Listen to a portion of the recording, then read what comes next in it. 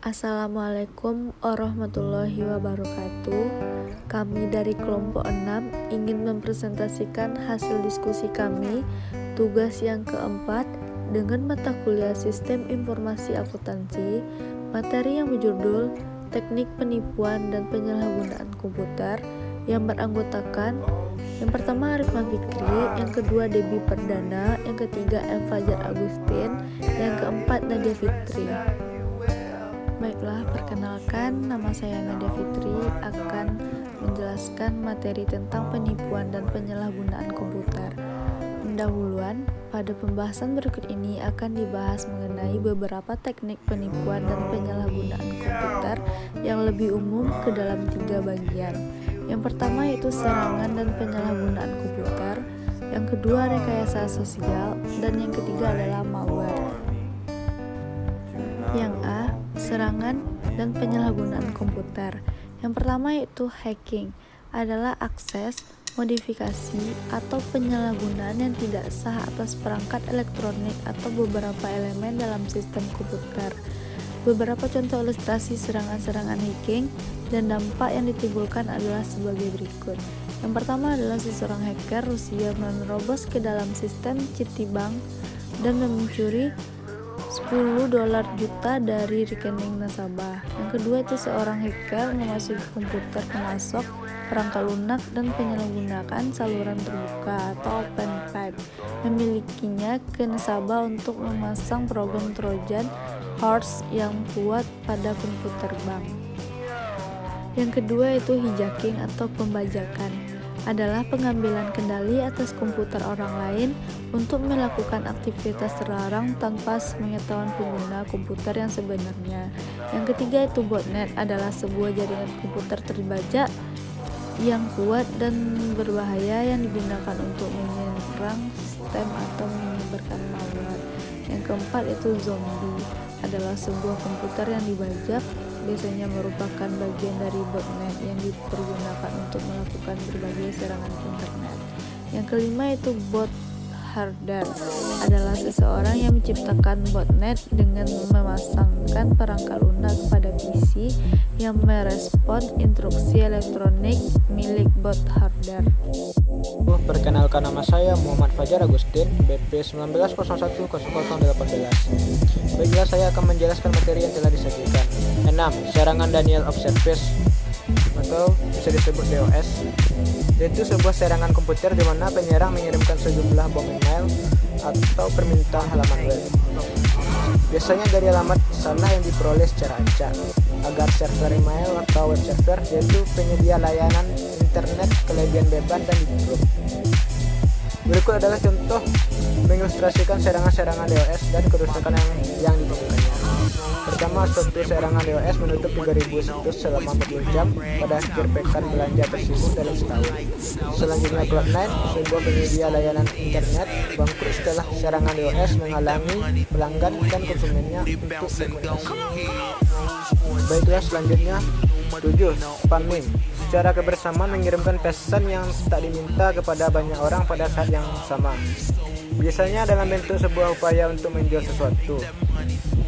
8. Serangan kamus atau disebut dictionary attack, yaitu menggunakan perangkat lunak khusus untuk menebak alamat email perusahaan dan mengirimkan pesan email kosong.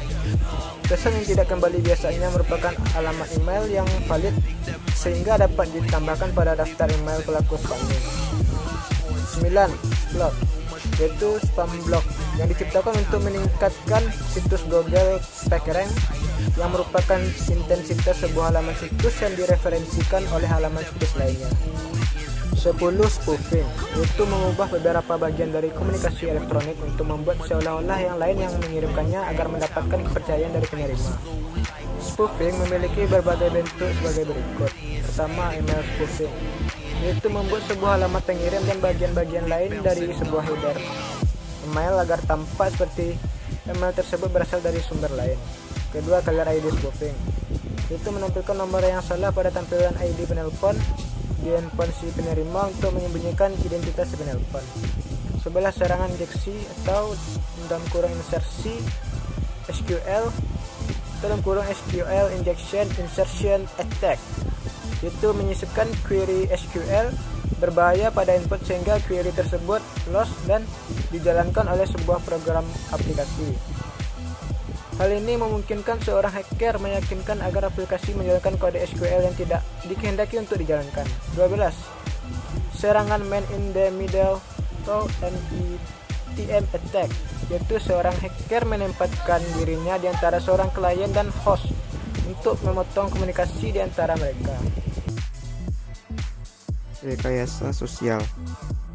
Rekayasa sosial, teknik atau trik psikologis yang digunakan agar orang-orang mematuhi keinginan pelaku dalam rangka untuk mendapatkan akses fisik atau logis ke sebuah bangunan, komputer, server, atau jaringan. Biasanya untuk mendapatkan informasi yang dibutuhkan untuk mendapatkan data rahasia. Cisco melaporkan bahwa para pelaku memanfaatkan 7 sifat manusia untuk menarik seseorang agar mengungkapkan informasi atau melakukan tindakan tertentu, yaitu belas kasihan, keserakahan, daya tarik, kemalasan, kepercayaan, urgensi, kesombongan.